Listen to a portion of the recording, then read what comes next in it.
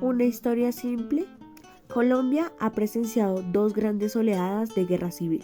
En primer lugar, la violencia que vivió a fines de la década de 1940 y comienzos de 1960. Y en segundo lugar, una guerra contra el insurgente que comienza por entonces y se propaga hasta el día de hoy.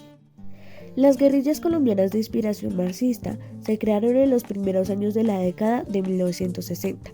En medio de esta creación se dio el cierre del régimen del Frente Nacional y las guerrillas colombianas pudieron sobrevivir debido a estos factores del proconflicto. Periodo de dictaduras homicidas. Se extiende desde finales de 1949 hasta la entrada de 1950. Los respectivos gobiernos atacaron contra la población civil. Los colombianos pierden miles de vidas, ocasionando daños irreparables. Desigualdad agraria creada a través de la asignación política de los derechos de propiedad sobre la tierra. Generó la acumulación de tierra por parte de grandes propietarios y la expansión de frontera agraria por parte de campesinos para poder cultivar café, ganadería y coca. Durante la reforma agraria de 1968, la Asociación Nacional de Usuarios Campesinos creó unas dinámicas de interacción con el Estado. Sin embargo, en 1972, dichos procesos se agotaron, causando que en la década de 1970 el Estado ya no contara con una interfaz y se regresara a la desigualdad horizontal.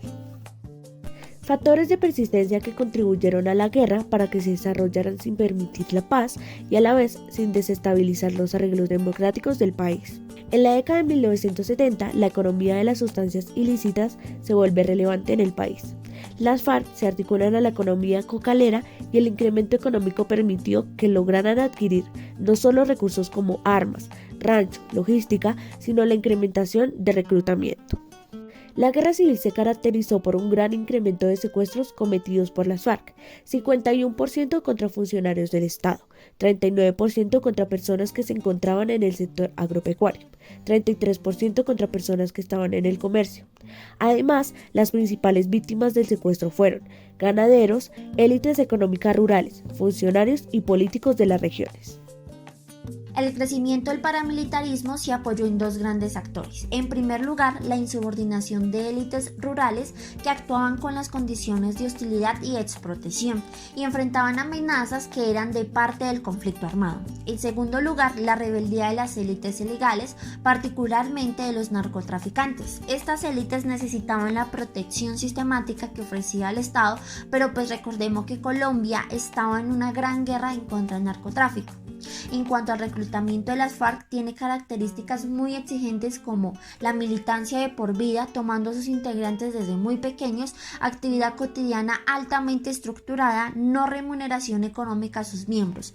Pero todo esto no se hubiera podido dar si el campo colombiano no hubiera vivido una crisis profunda y una terrible destrucción a su tejido social durante el periodo de la guerra. En primer lugar, hizo que el despojo y el desplazamiento masivo se convirtiera en un delito a gran escala en Colombia. En segundo lugar, la gran propiedad agraria se convirtió en un recurso militar clave. La tierra sirvió como caleta para armas, coca y pistas ilegales. También se volvió un lugar de entrenamiento, centro de tortura y fosa común. En cuanto a sus víctimas, el desplazamiento castigó a no menos de 6 millones de personas, según el registro único de víctimas.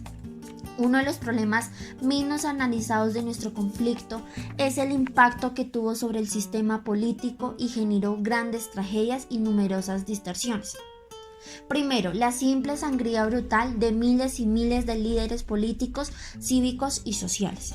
En segundo lugar, la masificación de la entrada de agentes y dinámicas ilegales al sistema político. Los dos ejemplos más claros son el proceso 8000, donde se vio implicado el presidente de Colombia, Ernesto Samper, bajo la acusación de recibir financiamiento de narcotráfico para su campaña. Y también la parapolítica. En cuanto a conclusiones, nos queda decir que las armas ya tuvieron su tiempo de demostrar su capacidad para producir horrores y a la vez generar un cambio social. Entonces no sabemos qué va a pasar después de esto, nadie nos garantiza el éxito de esta operación, pero pues sí sabemos que si seguimos en el camino de la guerra, seguiremos acumulando horrores, humillaciones y destrucciones.